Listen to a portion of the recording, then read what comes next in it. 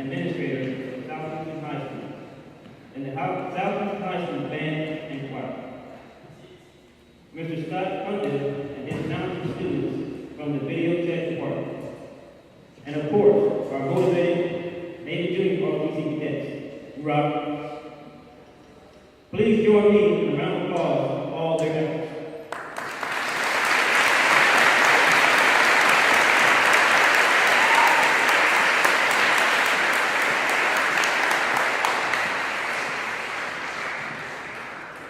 Ladies and gentlemen, this day is the reason why I wear my uniform, and I wear pride. For those men and women on that day, days past, is the reason why us military workers wear our uniform. I want to personally thank them for their sacrifice. Dr. Fuller earned his bachelor's degree in English and mathematics at Pan American University in Edinburgh, Texas. His master's degree in education administration from the University of Texas, Brownsville, and his doctorate degree in educational leadership from Lamar University in Beaumont, Texas. Dr. Fuller taught high school mathematics for 12 years in Brownsville. He has been a high school administrator for 13 years, 9 of those years as an assistant principal at Southeastern High School. Dr. Zuma enlisted in the U.S. Navy in 1973. Man, that was the year I was born. And served for 4 years toward the end of the Vietnam era. While in the Navy, he was stationed in San Diego, California, Milton, Tennessee, NSA Jacksonville, Florida, and NSA Kingsville, Texas. Dr. Zuma.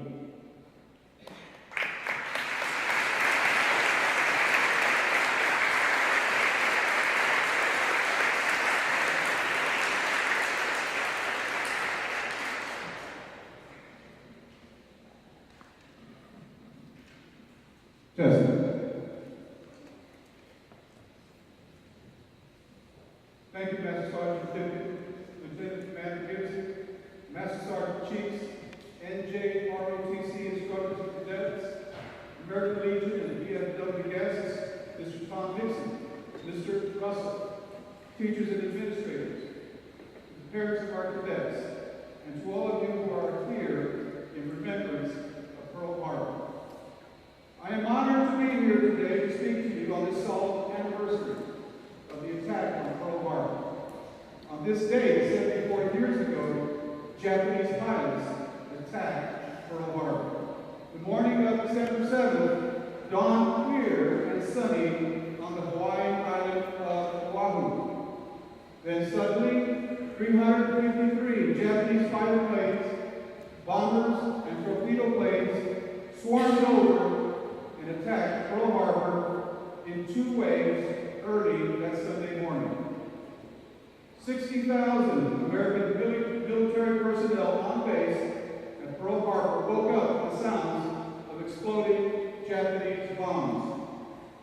3 hours later, 2,403 U.S. service members and civilians were dead, and 1,247 injured. On that fateful day, 2,008 sailors, 218 soldiers, 109 Marines, 68 civilians were killed. A total of 19 warships were sunk or severely damaged. 188 aircraft destroyed. And the United States was drawn into World War II. The following day, President Franklin Roosevelt gave his famous December 7, 1941, the date which will live in infamy, speech to a shocked and angry nation. The Pearl Harbor survivors witnessed the deaths of more than 2,400 men, women, and children that December 7th day. However, that's just what happened on the first day of a war that would drag on for 3.5 years and would eventually claim the lives of 405,399 Americans. The attack still affects those few who are still alive today. For instance, Stephen Akasello, a former I still have nightmares. Jumping up all hours of the night. I still remember that day like it was yesterday.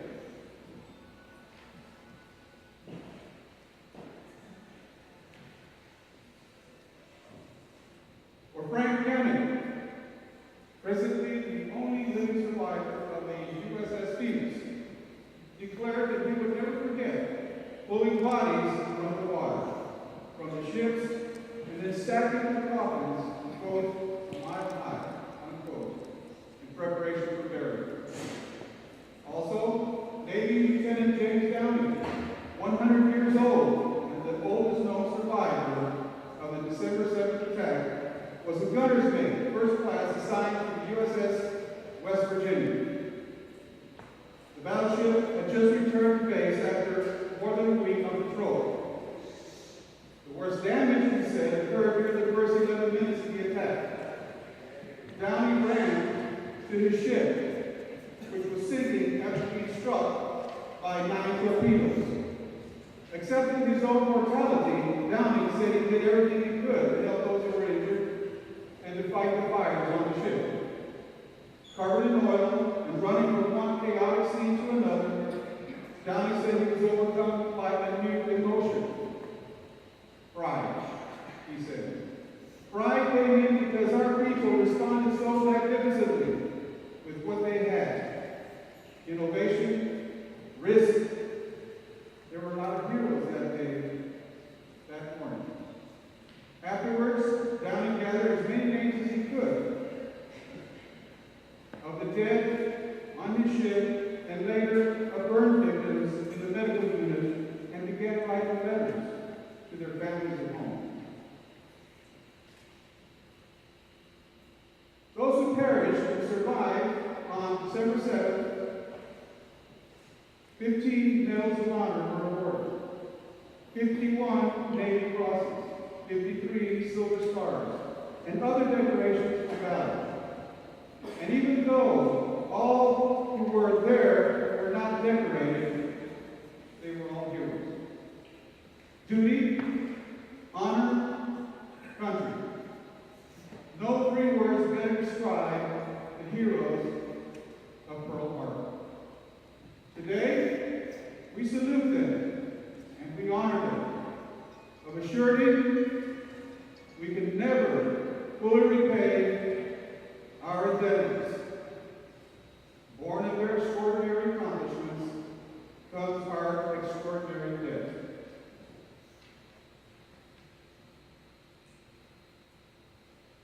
And for those accomplishments and for their dedication, we must always be grateful.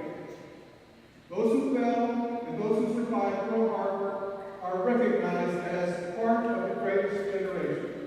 They saw so much, endured so much, sacrificed so much, and we're so appreciative of their stories so that we might not forget, so that we can remember that freedom is never free. Today, December the 7th, 2015, we here present remember Pearl Harbor and those who sacrificed every last measure of devotion in the defense of our freedom. God bless you. God bless the USA. Thank you.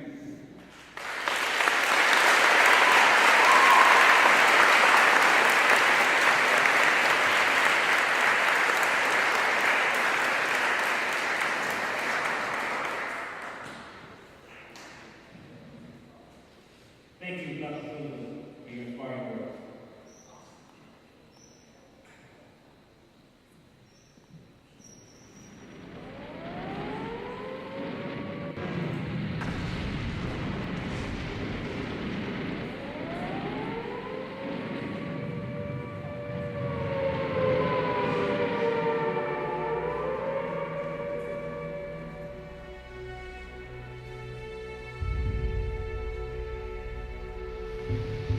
Yesterday, December 7th, 1941,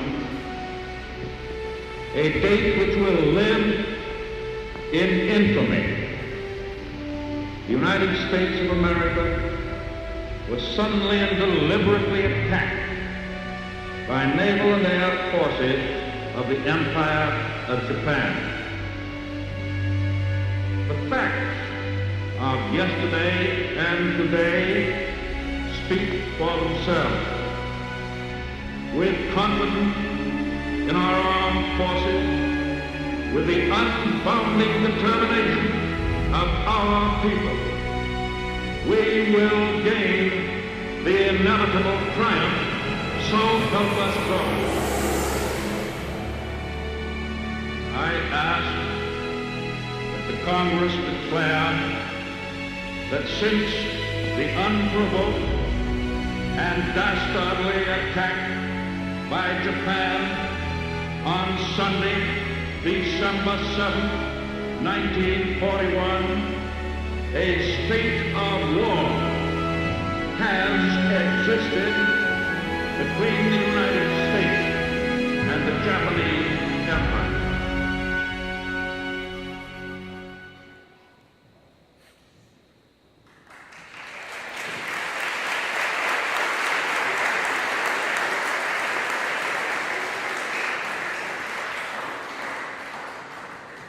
As the video played, perhaps some of you, in your own way, reflected on current events and tyranny happening in our own backyard. Perhaps some of you, in your own way, were reminded of the power and everlasting resiliency of this great nation. Perhaps some of you, in your own way, recognize that all of our service members gave some and some gave all. It is my desire that everyone in our own way understand that the resolve of this great nation to overcome forces of evil that may challenge our unalienable right to life, liberty, and pursuit of happiness.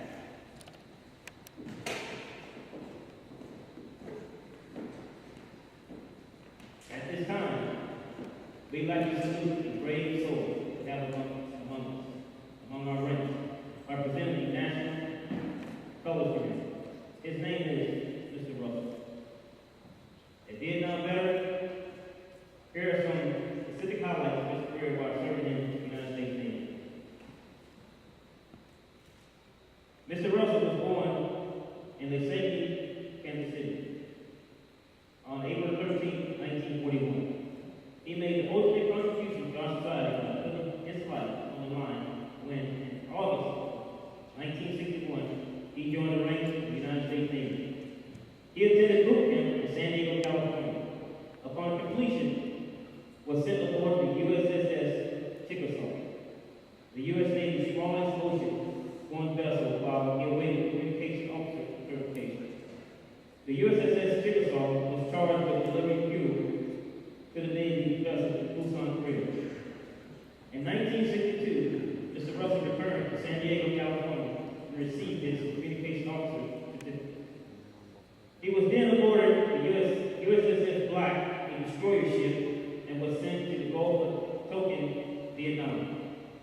From this time until 1964, Mr. Russell's duty, as well as those in his charge, were to act as advisors to the South Vietnamese military, for whom the United States was the principal ally and who, at that time, were fighting against the communist takeover of North Vietnamese, better known as Vietnam and Vietnamese guerrillas. As Chief Communication Officer, Mr. Russell analyzed the intelligence data gathered by flagship sister ship, the USS Maddox, and used that data to strategize and protect military personnel on the ground. When the USS Maddox was attacked by the North Vietnamese in August of 1964, the United States passed the Gulf of Tonkin Resolution and was propelled into one of the largest, deadliest conflicts in the United States history. And by year's end, 23,000 American troops were in Vietnam. At this time, the Department of Defense ordered a large-scale program codenamed Operation Ranching, aimed to destroying the forests and jungles covering used by the enemy, North Vietnamese, and Vietnam troops. The U.S. aircraft were deployed and sprayed powerful mixtures of herbicides known as Agent Orange around the roads, rivers, canals, and military bases.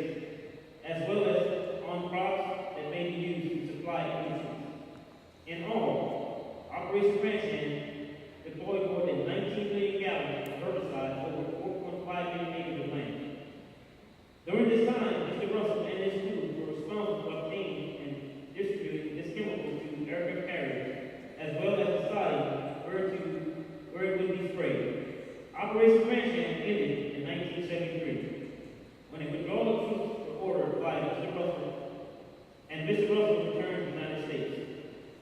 Exposed to these chemicals ended a promising career for Mr. Russell as he returned home with a myriad of health problems.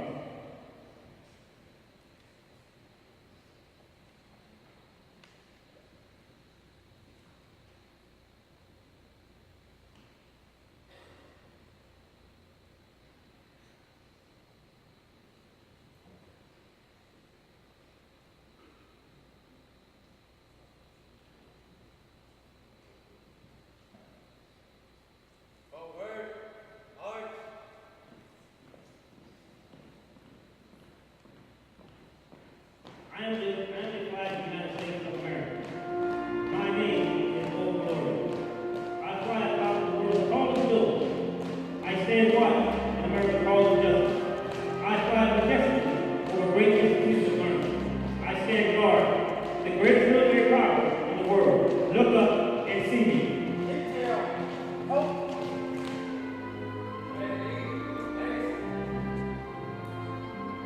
I stand for peace, honor, truth, and justice. I stand for freedom. I am confident, I am arrogant, and I am proud. When I am flown for my fellow family, my head is held in the body. My colors are a little short. I bow to no one. I am recognized all over the world. I am worshipped. I am saluted. And I am respected. I am revered. I am loved. And I am definitely feared.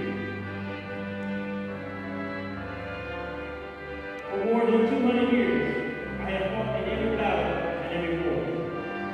Gettysburg, Shiloh, Sandwell Hill, the trenches of France, the Oregon Forest, Rome, the beaches of Normandy, Guam, Okinawa, and the snow strips of Korea, the jungles of Vietnam, and the parts and beaches of the early Gulf in Afghanistan, and the scores of places long forgotten by all those who were with me. I was there.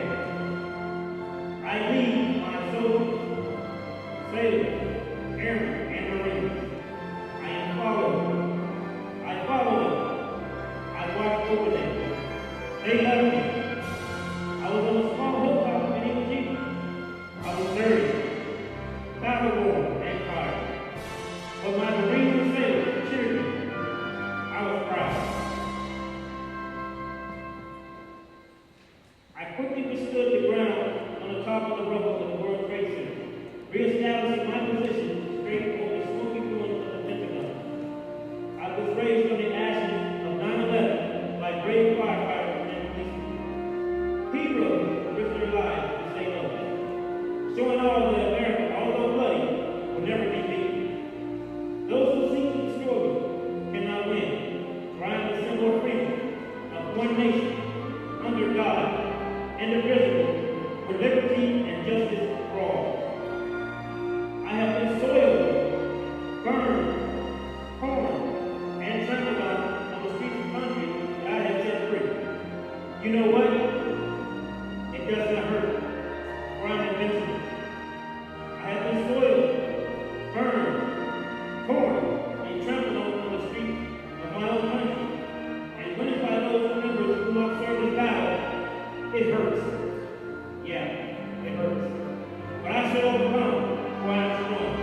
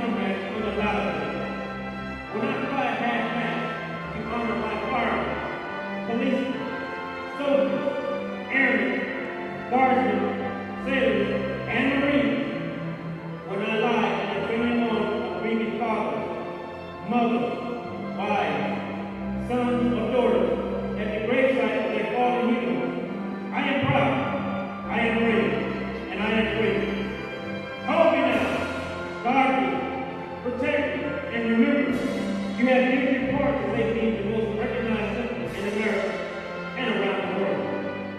Thank you for your service. Thank you for the many sacrifices that you and your families have made on my behalf.